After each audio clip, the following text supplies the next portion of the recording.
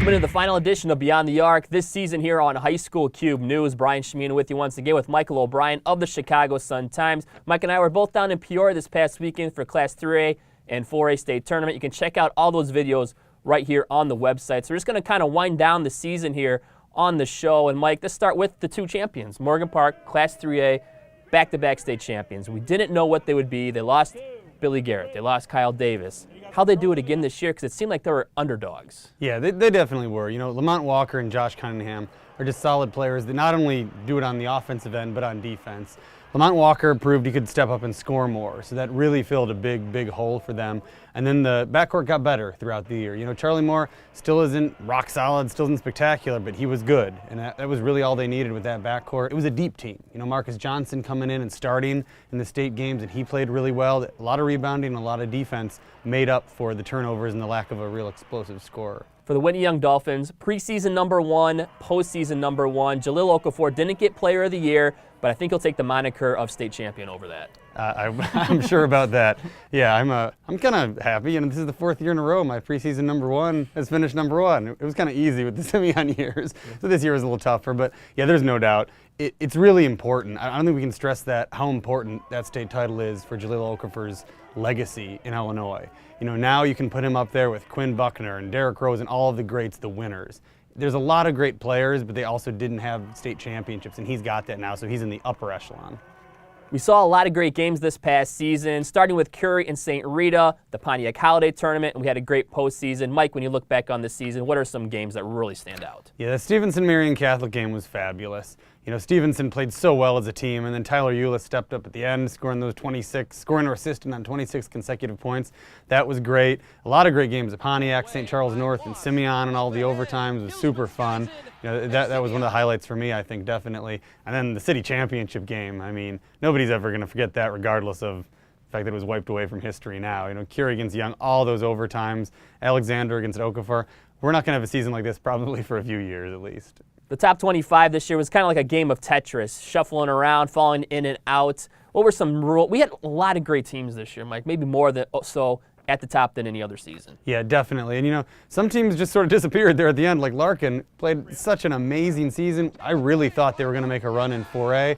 Then Kendall McCollum gets suspended for the first playoff game and they're gone. So there were so many great teams that even that second tier of teams, they didn't get a lot of the attention they might have in other years. I mean, you look at Viator, they came pretty close to knocking off a great Stevenson team, and that's a team that was in and out of the rankings this year because they did lose some games they probably shouldn't have. When you look at Curry, they officially finish 0-26, 0-27. How do we look back on the squad? Yeah, I should probably answer that question too because I did not put them in the Sun-Times Final Super 25. I generally just based on how teams do in the playoffs. Once a tournament's been played, who really cares about my opinion is sort of my opinion on that. And technically, Curie, with their eligible team, was 0-1 and lost in the first round of the playoffs. So that makes it hard to go back and try to put them much higher.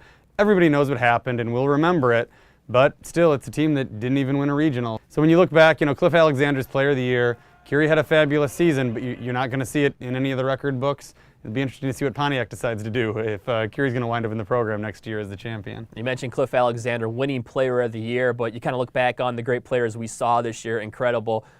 You could probably make a case for 7 or 10 guys being Player of the Year, and I couldn't disagree with them. Yeah, there are 4 rock-solid choices. You know, Stevenson's Jalen Brunson won the Gatorade Player of the Year award for the state of Illinois. Who knows who'll win Mr. Basketball? Tyler Eulis could be the best player in the country. I mean, he's that dominant of a guard. So yeah, it was just a phenomenal year full of just unbelievably elite high-level talent for one area. And unfortunately, this season could be remembered for more off-the-court stories than on-the-court stories, starting with Cliff and Jalil's recruitment to the last couple of weeks, all the way to Birdgate we just witnessed this past weekend.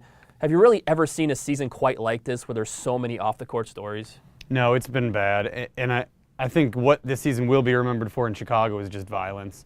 Hyde Park's best player, Malcolm Whitney, was shot and killed in July. You know, that started it out. Then you have, you know, Marshall assistant coach Sean Harrington, who's a big member of the basketball community in Chicago, shot and paralyzed. Then a few weeks later, Taekwon Greer shot in the calf, the OR player. So that's what Chicago's going to remember about this season. Yeah, there's the state championships, but it was a really upsetting year in a lot of ways. So before we end the show here on High School Cube News, we got to whet the appetite of you fans for next season. Mike, can you give us a top 3, top 5 teams we should look forward to next year? Yeah, we'll watch the summer play and the fall leagues and all that, but Stevenson has to be the favorite right now to pick up the preseason #1. They've got a lot of guys back, including Jalen Brunson and Connor Cashaw.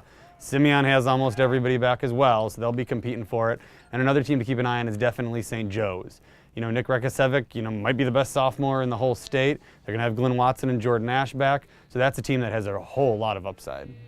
And that'll wrap up another season of Beyond the Arc right here on High School Cube News. Thanks to the crew, Melissa, Chris, Peter, and Dustin, and also Beth Long, driving around Chicagoland with all the MVP segments. So for the last time this season, for an exhausted Michael O'Brien, I'm Brian Chimino. We'll see you guys next year.